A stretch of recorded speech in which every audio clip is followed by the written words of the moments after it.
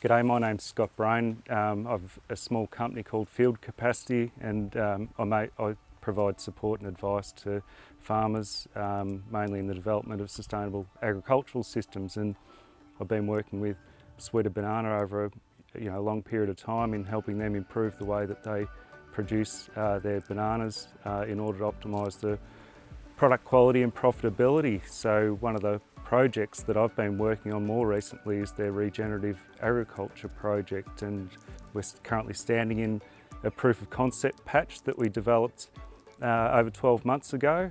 And what we've done here is utilised a system called a biomineral production system, which looks at optimising the nutrient uptake of plants and also increasing the water use efficiency of the crop. And so far, 12 months in, we've demonstrated that we're able to sustain plant health and vigour, and also produce the same yield, if not better, than under a conventional system. So since we've started 12 months ago, we've reduced the nitrogen input by 90%, and we've achieved that just by increasing the biological activity of the soil and also using microbial strains that help fix atmospheric nitrogen. So it's been quite successful in that respect. At the same time, we've also reduced the potassium input by 95%, and this has really big impacts on cost for the farmer as well as quality of the fruit that's produced. Other elements of the work or observations that we've made is that we've also increased the soil carbon by 15%, which has a major impact on the available nitrogen also. So that 15% translates to 3 tonnes per hectare of carbon in the top 10 centimetres of the soil, and there's also an associated 240 kilos per hectare of nitrogen provided as part of that process.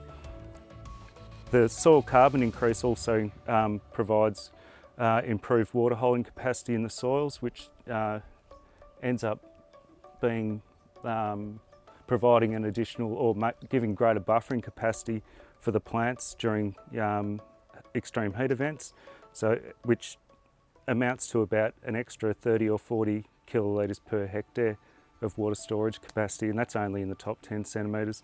So as we actually go deeper and have a closer look, we'll realise that there are greater gains that we've made. Also associated with the work is the mycorrhizal fungi that attaches to the roots and gives the plants a greater depletion zone for water and moisture. So they've got greater buffering capacity and can therefore sustain themselves, in those extreme heat events, and which prevents them from going to temporary wilt and then maintains the productivity. In terms of the overall outcomes that we're looking at in the big picture is we're reducing the greenhouse footprint of banana production. We're producing a higher quality fruit with greater shelf life and nutrition.